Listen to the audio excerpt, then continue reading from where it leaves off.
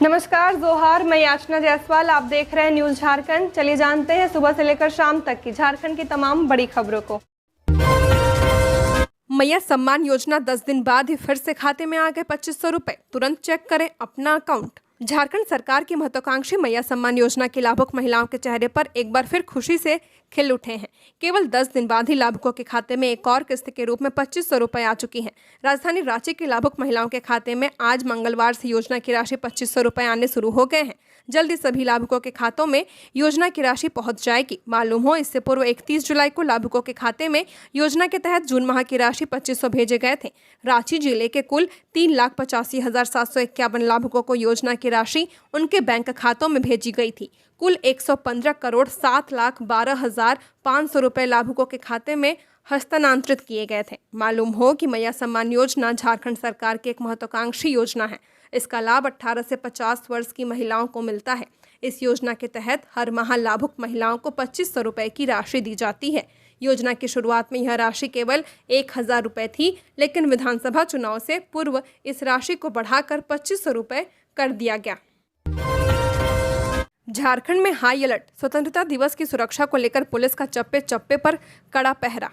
स्वतंत्रता दिवस के अवसर पर असामाजिक तत्व हो या नक्सली संगठन किसी भी प्रकार की कोई भी बाधा उत्पन्न न कर सके, इसके लिए झारखंड पुलिस पूरी तरह से अलर्ट है। पुलिस मुख्यालय से सभी जिलों में हर तरह की सतर्कता बरतने का निर्देश दिया गया है। झारखंड में स्वतंत्रता दिवस की तैयारी अंतिम चरण में है। 15 अगस्त को लोकतंत्र के महापर्व को मनाने के लिए लोग बेहद उत्साहित हैं। वहीं दूसरी तरफ पुलिस पूरी तरह से स्वतंत्रता दिवस को लेकर अलर्ट है। खासकर नक्सल प्रभावित क्षेत्रों में विशेष नजर रखी जा रही है। हथियार के बल पर सत्ता हथियाने का ख्वाब देखने वाले नक्सली अक्सर 15 अगस्त के मौके पर काला झंडा फहराने से लेकर बड़ी घटनाओं को अंजाम देकर दहशत फैलाने की साजिश करते हैं। इसे देखते हुए नक्सल प्रभावित जिलों में विशेष सतर्कता बरती जा रही है। नक्सल प्रभावित जिलों के साथ साथ सामान्य जिलों में भी पुलिस को लगातार गश्त करने की हिदायत दी गई है। शिबू सोरेन का श्राद्ध कर्म। भोज में 1 लाख लोग पहुंचेंगे। नेमरा में 4 हेलीपैड बने। 15 अगस्त को दशकर्म और 16 को संस्कार भोज होगा। दिशोम गुरु शिबू सोरेन के श्राद्ध कर्म की तैयारी जोर शोर से चल रही है। हिंदी और संथाली भाषा में कार्ड छपवाए गए हैं, जिसका वितरण शुरू हो चुका है। 15 अगस्त को दशकर्म और 16 अगस्त को संस्कार भोज होगा। इसमें करीब 1 लाख लोगों के पहुंचने की उम्मीद है। राष्ट्रपति, प्रधानमंत्री, नेता प्रतिपक्ष, कांग्रेस अध्यक्ष, राज्यों के मुख्यमंत्री और विशिष्ट अतिथियों को कैबिनेट सचिवालय निमंत्रण पत्र भेजेगा। वहीं राज्य के लोगों को झामुमो जिला कमेटी ने कार्ड भेजना शुरू कर दिया है। वहीं उत्तर प्रदेश के नगीना लोकसभा सांसद चंद्रशेखर आजाद ने मुख्यमंत्री हेमंत सोरेन के रामगढ़ नेमरा स्थित पैतृक आवास पहुंचकर स्मृति शेष पूर्व मुख्यमंत्री एवं राज्यसभा सांसद दिशोम गुरु शिबू सोरेन जी की तस्वीर पर पुष्प अर्पित कर उन्हें भावभीनी श्रद्धांजलि दी। इधर प्रशासन ने नेमरा में गुरुजी के पैतृक घर के 300 मीटर के दायरे में बैरिकेडिंग कर दी है। वहां सिर्फ वीआईपी और करीब लोगों को ही आने जाने की अनुमति है। कार्यक्रम में वीआईपी लोगों के लिए 4 हेलीपैड बनाए गए हैं। 3 हेलीपैड घर के निकट बनाए गए हैं, जबकि एक हेलीपैड लुकैया टांड रोड पर है। अधिकतर लोगों की गाड़ियां यहीं रहेंगी। वहीं वीआईपी के लिए 1 किलोमीटर दूर पर पार्किंग की व्यवस्था की गई है। वीआईपी को छोड़कर कोई भी गाड़ी कार्यक्रम स्थल तक नहीं जाएगा। इसके लिए लुकैया टाड़ के पास 300 ई रिक्शा की व्यवस्था होगी। वहीं कार्यक्रम स्थल पर ले जाएगी।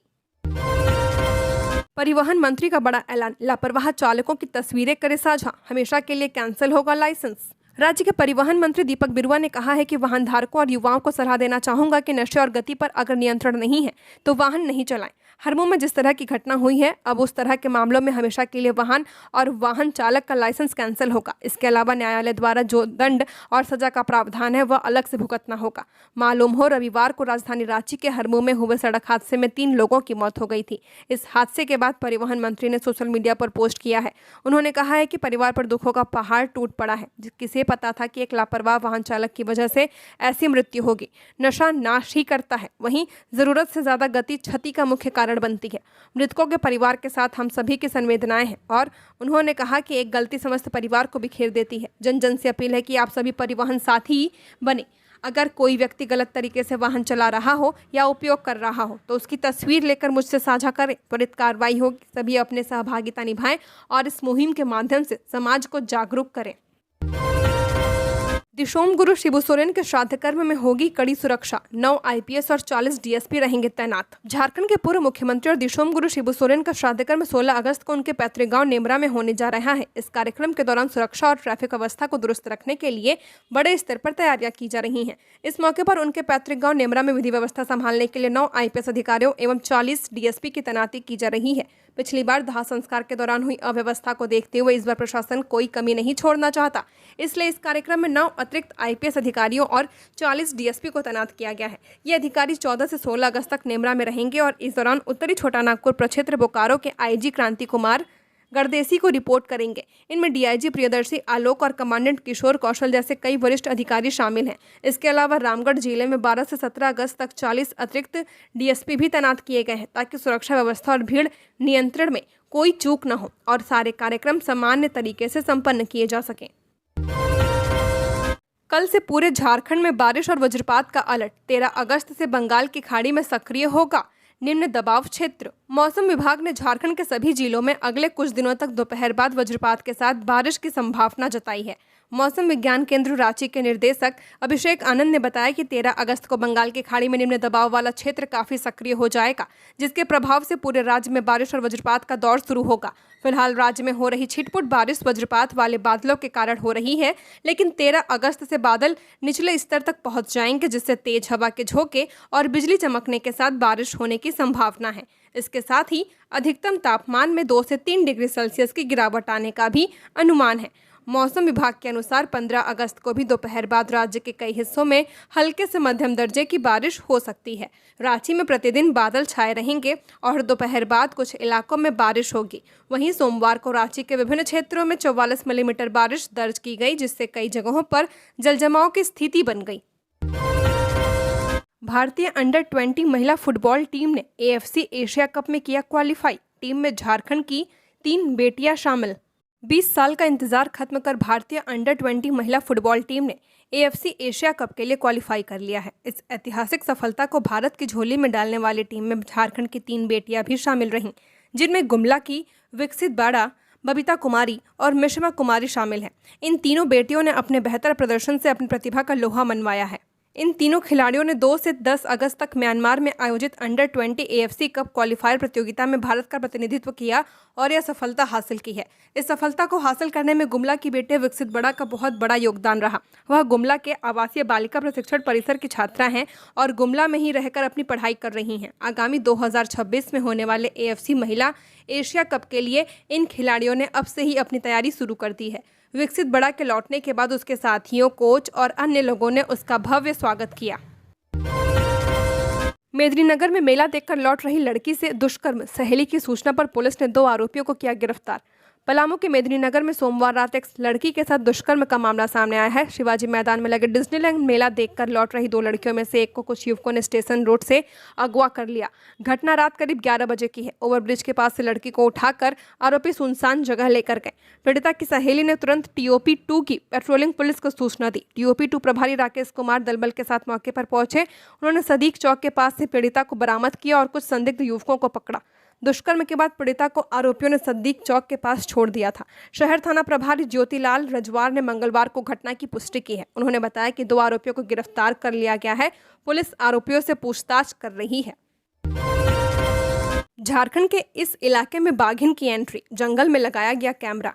झारखंड के पलामू टाइगर रिजर्व के इलाके में बाघिन के एंट्री होने के सबूत मिले हैं। जिस इलाके में बाघिन के होने के सबूत मिले हैं, उस इलाके से गांव को रिलोकेट करने की तैयारी चल रही है। दरअसल पलामू टाइगर रिजर्व के कोर एरिया में बाघों से जुड़ा हुआ एक पग मार्क मिला था। पग मार्क के साइज से बाघिन के मौजूद होने की जानकारी मिली है। पग मार्क का साइज 12 से 14 सेंटीमीटर है। वैसे सामान्य तौर पर बाघ के पग मार्क 15 से 16 सेंटीमीटर होता है। बाघिन के पग मार्क का साइज नर बाघ से कम होता है। पलामू टाइगर रिजर्व प्रबंधन ने बाघिन के बारे में जानकारी मिलने के बाद पूरे इलाके में पीटीआर प्रबंधन के द्वारा हाई अलर्ट जारी किया है और इलाके में 50 से भी ज्यादा हाई रिजोल्यूशन कैमरे जंगल में लगाए गए हैं।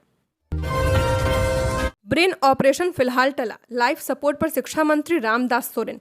झारखंड के शिक्षा मंत्री रामदास सोरेन की हालत गंभीर लेकिन स्थिर बनी हुई है। दिल्ली के अपोलो अस्पताल में उनका इलाज चल रहा है। मंत्री को लाइफ सपोर्ट सिस्टम पर रखा गया है। कल सोमवार को अमेरिका के चिकित्सकों और अपोलो अस्पताल की टीम के बीच ऑनलाइन बैठक हुई। टीम के नेतृत्वकर्ता डॉक्टर KN सिंह ने मंत्री के स्वास्थ्य की विस्तृत रिपोर्ट पेश की। समीक्षा के बाद चिकित्सकों ने फिलहाल उनके ब्रेन का ऑपरेशन नहीं करने का निर्णय लिया।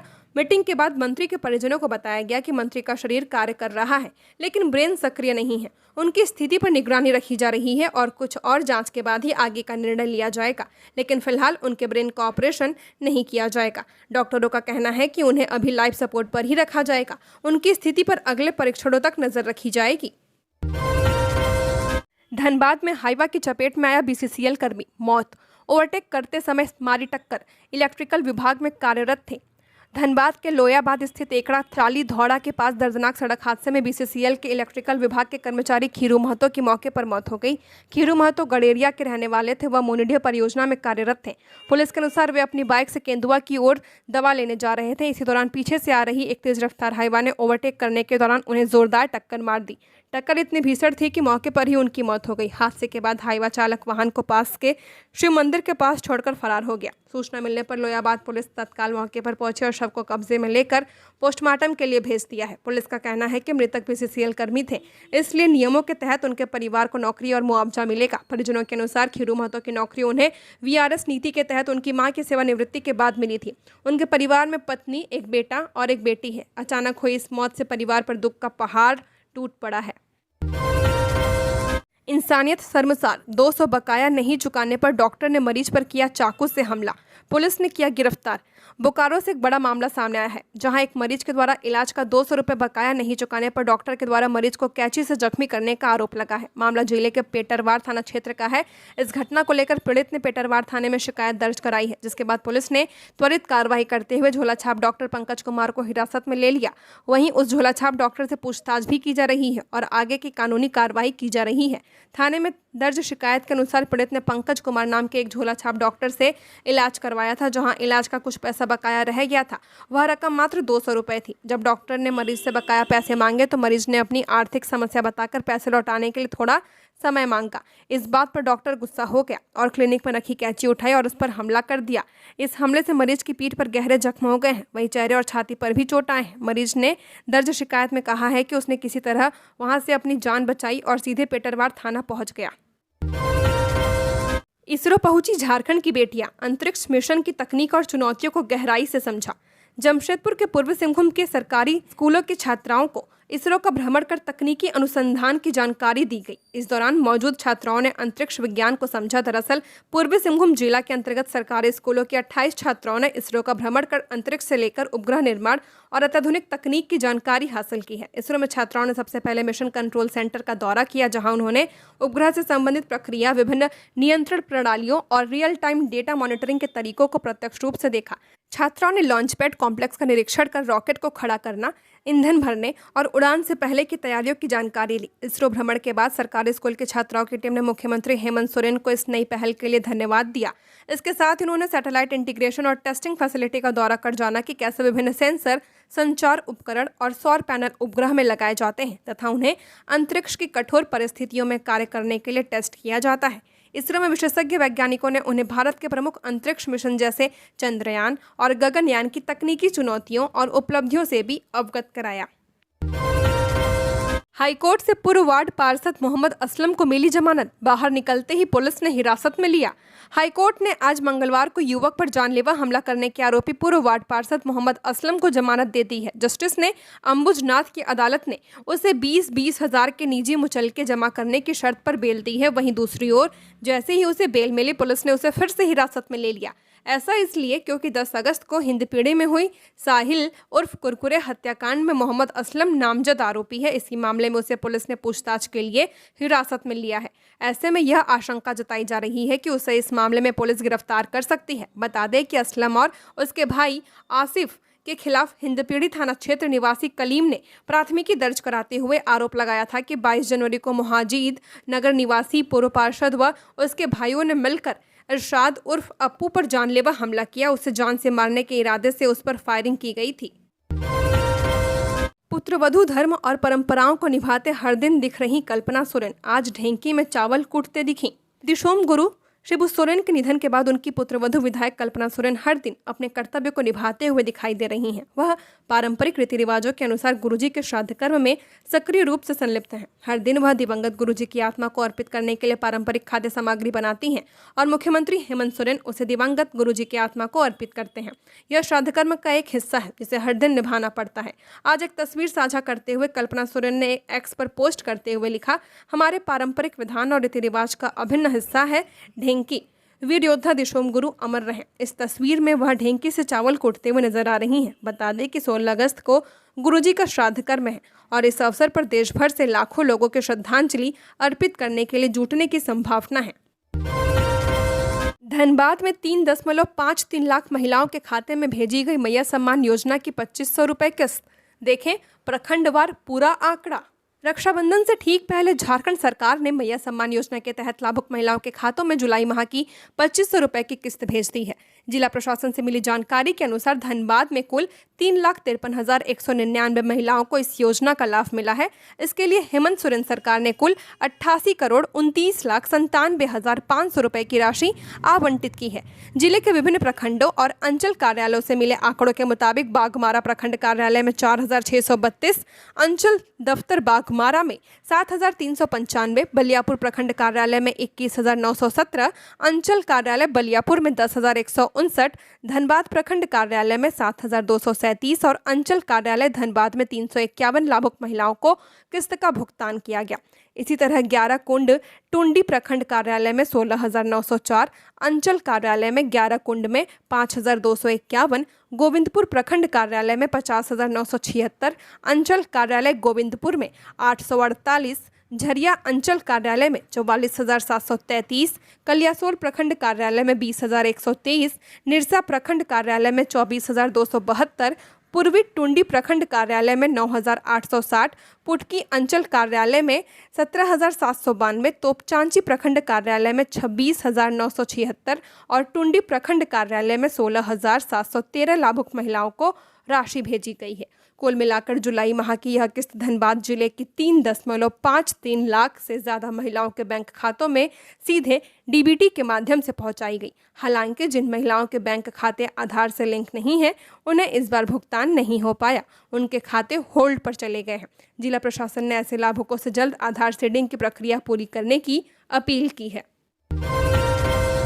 विश्व हाथी दिवस। अपने ही घर दलमा अभयारण्य में खतरे में है गजराज, 15 साल में बिगड़े हालात।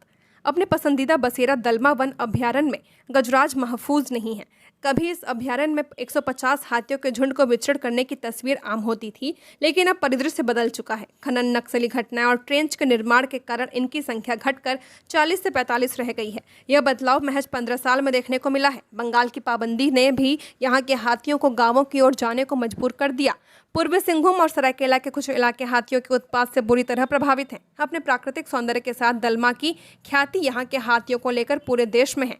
हाथियों को देखने के लिए हर साल 60,000 पर्यटक आते हैं। पर्यटकों की बढ़ती संख्या के कारण ही वन विभाग यहाँ आधुनिक सुविधाएं मुहैया कराने में जुटा हुआ है, पर हाथियों की घटती संख्या परेशानी का सबब बनती जा रही है। दरअसल पश्चिम बंगाल, ओडिशा और झारखंड के बीच एलिफेंट कॉरिडोर होने के कारण हाथी वहां से दलमा आते जाते रहते थे। इससे उनका भटकाव रिहायशी इलाकों की ओर नहीं होता था। बंगाल ने ट्रेंच के सहारे इस रास्ते को रोक दिया, तो ओडिशा के सीमावर्ती पश्चिमी सिंहभूम में नक्सलियों के आईडी बिछाने से इनकी आवाजाही रुक गई। आईडी की चपेट में आने से ही इस वर्ष 4 हाथियों की मौत हो चुकी है, जबकि पिछले साल दर्जन भर हाथी करंट और अन्य कारणों से जान गंवा चुके हैं। कार से आए बदमाश ने महिला के गले से चेन छीना। पता पूछने के बहाने पास गए, कंधे पर कीड़ा चलने की बात कहकर दिया झांसा। कोडरमा में एक बुजुर्ग महिला के गले से करीब 1.5 लाख रुपए के सोने की चेन की छिनतई हुई है। घटना सोमवार की शाम तिलैया थाना क्षेत्र के सुभाष चौक पर हुई। बदमाश कार से आए थे और चेन छीनने के बाद भाग निकले। 65 वर्षीय पीड़िता तारा देवी ने बताया कि वो अपने घर के बाहर बैठी हुई थी। एक कार में सवार 3 लोग उनके पास आए। उन्होंने किसी व्यक्ति का पता पूछा। तारा देवी के मना करने पर बदमाशों ने उन्हें बातों में उलझाया। बदमाशों ने कहा कि आपके कंधे पर कीड़ा चल रहा है। जैसे ही तारा देवी ने अपना सिर घुमाया, बदमाशों ने उनके गले से सोने की चेन छीन ली और फरार हो गए। तारा देवी के अनुसार चेन 15 ग्राम की थी, जिसकी कीमत करीब 1.5 लाख रुपए है। जिले में चेन स्नैचर्स एक बार फिर सक्रिय हो गए हैं। पिछले 10 दिनों में 2 चेन स्नैचिंग की वारदातें सामने आई हैं। इससे पहले कोडरमा थाना क्षेत्र में एक महिला से बैंक से पैसे निकालने के बाद चेन स्नैचिंग की वारदात हुई थी। जेपीएससी ने कुलपतियों को 15 दिन में प्रस्ताव भेजने का निर्देश दिया। झारखंड के विश्वविद्यालयों में पिछले 17 साल से कार्यरत करीब 700 असिस्टेंट प्रोफेसरों को अब तक एक भी प्रमोशन नहीं मिला है। लंबे समय से लंबित इस मामले में जेपीएससी ने एक बार फिर सभी विश्वविद्यालयों के कुलपतियों को 15 दिनों के भीतर प्रमोशन के प्रस्ताव भेजने का निर्देश दिया है, ताकि असिस्टेंट प्रोफेसरों को स्टेज 1 से स्टेज 2 में पदोन्नत किया जा सके। जेपीएससी ने स्पष्ट किया है कि यह प्रस्ताव कुलपति की अध्यक्षता वाली स्क्रीनिंग कमेटी के माध्यम से ही भेजे जाएंगे, जो शिक्षकों के एपीआई स्कोर का वेरिफिकेशन करेगी। पहले सीधे रजिस्ट्रार और प्रिंसिपल के माध्यम से भेजे गए प्रस्तावों पर आयोग ने आपत्ति जताई थी। साथ ही जिन प्रस्तावों में व्हाइटनर या पेंसिल का प्रयोग किया गया है, उन्हें संशोधित कर दोबारा भेजना होगा।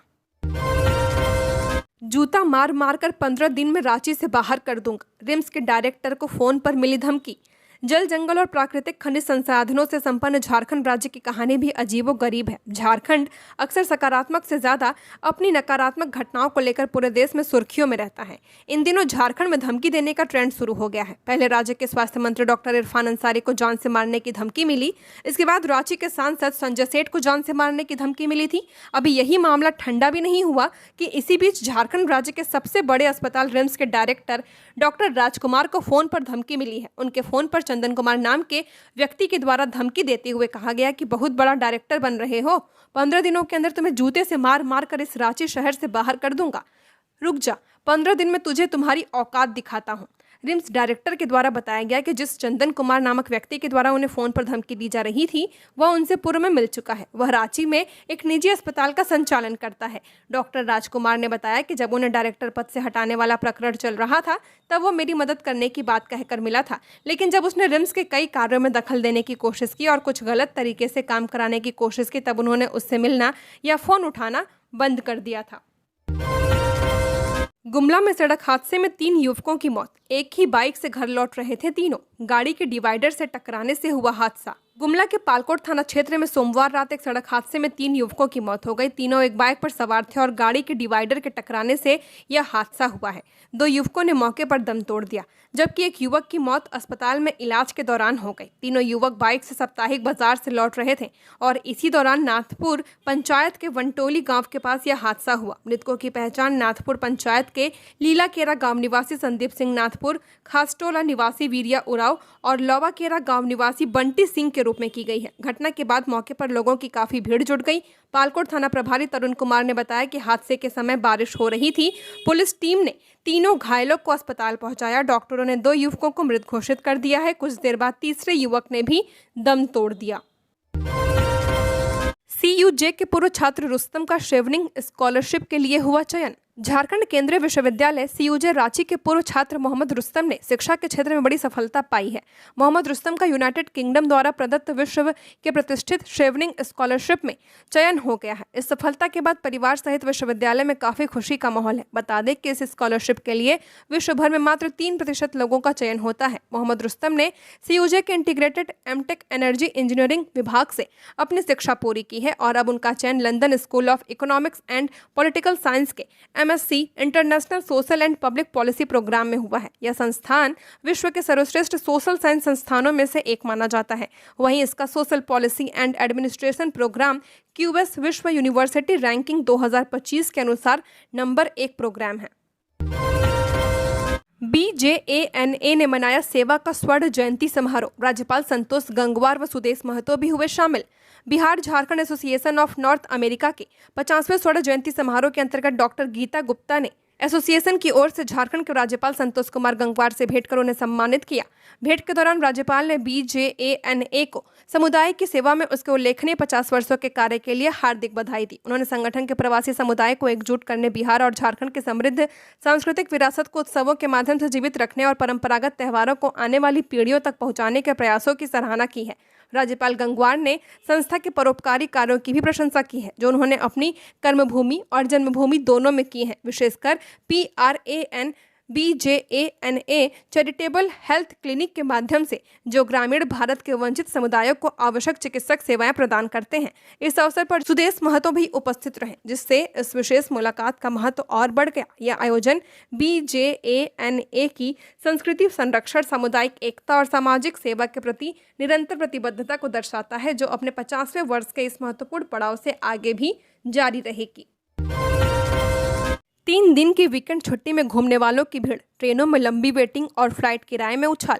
इस सप्ताह झारखंड सहित देश भर में लंबा वीकेंड मिलने से यात्रा करने वालों की भीड़ बढ़ गई है। शुक्रवार 15 अगस्त को स्वतंत्रता दिवस, शनिवार को जन्माष्टमी और उसके बाद रविवार की छुट्टी होने से लोग घूमने फिरने का प्लान बना रहे हैं, लेकिन लंबी दूरी की ट्रेनों में टिकट पाना मुश्किल हो गया है और फ्लाइट किराए में भी भारी बढ़ोतरी देखी जा रही है। 13 से 17 अगस्त के बीच दिल्ली, मुंबई, चेन्नई, वाराणसी, बेंगलुरु जैसे प्रमुख रूटों की ज्यादातर ट्रेनों में सीटें फुल हैं और वेटिंग लिस्ट लंबी हो गई है। राजधानी, स्वर्ण जयंती, झारखंड संपर्क क्रांति, गरीब रथ, तपस्विनी एक्सप्रेस जैसी ट्रेनों में सभी क्लास में वेटिंग चल रही है। 15 अगस्त को रांची दिल्ली गरीब रथ में 100 से ज्यादा वेटिंग है। वहीं 14 अगस्त की स्वर्ण जयंती एक्सप्रेस और संबलपुर जम्मू तवी में सभी क्लास फुल हैं। हटिया LTT सुपर में स्लीपर वेटिंग 70 से ऊपर पहुंच चुकी है। हवाई यात्रा के किराए में भी जोरदार उछाल आया है। रांची से दिल्ली के लिए 13 से 15 अगस्त का किराया ₹6000, मुंबई के लिए 13 अगस्त को 8300 और 14 अगस्त को ₹9000, बेंगलुरु के लिए 13 व 14 अगस्त को 7500 और 17 अगस्त को 10000 तक पहुंच गया है। रांची से वाराणसी के लिए 13 अगस्त को 9500 और 14 अगस्त को 8400 रुपये का किराया वसूला जा रहा है। गिरिडीह के बक्सिडिया में दर्दनाक हादसा, बस की टक्कर, व्यक्ति हुआ गंभीर, दोनों पैर क्षतिग्रस्त, अस्पताल रेफर किया गया। गिरिडीह के बक्सिडिया बस स्टैंड रोड पर आज सुबह एक दर्दनाक सड़क हादसा हो गया। जिंजरी मोहल्ला निवासी 45 वर्षीय सुनील रवानी सुबह राशन की खरीदारी कर घर लौट रहे थे। इस दौरान दिलीप मोटर नामक बस ने उन्हें तेज रफ्तार में टक्कर मार दी। हादसा इतना भीषण था कि सुनील रवानी के दोनों पैर बुरी तरह क्षतिग्रस्त हो गए। आसपास मौजूद लोगों ने तुरंत उन्हें स्थानीय सदर अस्पताल पहुंचाया। सदर अस्पताल में प्राथमिक उपचार के दौरान डॉक्टरों ने उनकी हालत को नाजुक बताते हुए बेहतर इलाज के लिए रेफर कर दिया। दुर्घटना के बाद मौके पर अफरा तफरी का माहौल बन गया। प्रत्यक्षदर्शियों के अनुसार बस की रफ्तार काफी तेज थी, जिसके चलते चालक वाहन को नियंत्रित नहीं कर सका और यह हादसा हो गया। हादसे की सूचना पर स्थानीय लोग और घायल के परिजन आक्रोशित हो उठे। उन्होंने बक्सिडिया मुख्य मार्ग को जाम कर दिया। गुस्साए लोगों ने पुलिस के समझाने के बावजूद रास्ता खाली नहीं किया और बस मालिक को मौके पर बुलाने की मांग की। करीब 1 घंटे तक जाम की स्थिति बनी रही, जिससे आवाजाही पूरी तरह ठप हो गया। आखिरकार बस मालिक द्वारा घायल के समुचित इलाज और खर्च उठाने का आश्वासन देने के बाद लोग शांत हुए और जाम खुलवाया गया। झारखंड की और खबरों के लिए बने रहिए हमारे साथ। हमारे चैनल न्यूज़ झारखंड पर चैनल को सब्सक्राइब करें, साथ बेल आइकन को प्रेस करें। नमस्कार।